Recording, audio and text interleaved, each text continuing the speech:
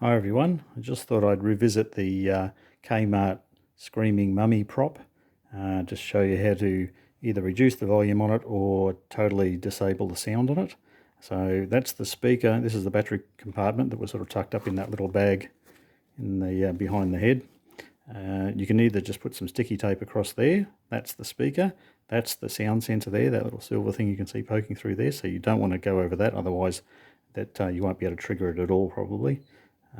So I've already loosened off that screw for the battery compartment. So make sure it's turned off. Actually, we'll turn it on just to show that you can see the lights go. It's got that horrible sound. The only good bit about it is the sound right at the end is not bad. If they had have just had that by itself, or a bit of a voice going, you know, help me, or something like that, would have been much better. So anyway, we'll take the batteries out. I've actually already undone the other screws. There are two little screws that size. There was one in there and one down underneath that battery, so you need to pull the batteries out to do this. So open it up, fold that open. You can see the little tiny circuit board inside that runs it, and down there is the sound sensor, that little silver disc. So you want to leave that one intact. Don't cut any wires to that, because otherwise you won't be able to trigger it at all.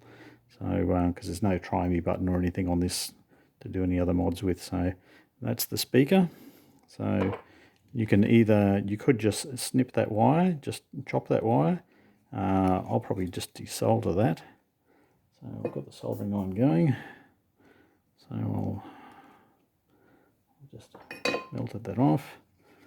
Bend it out the way. I'll do the other one while we're there, just to make sure.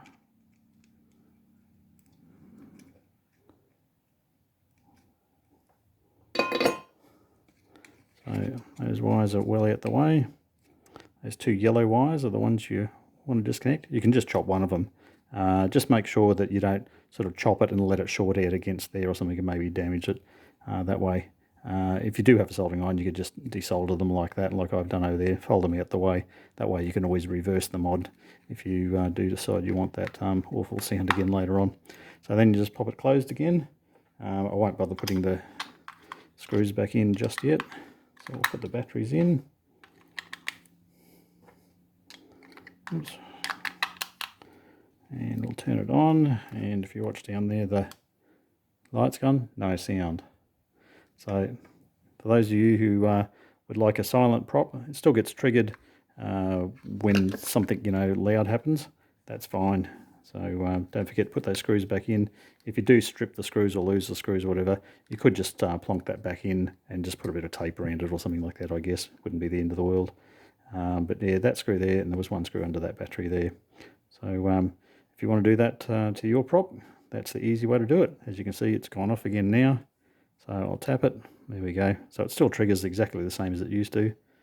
It would be nice if this prop had triggered with a light sensor or something, you know, when a shadow passes it or something like that, instead of having to tap it. But yeah, it's not too bad.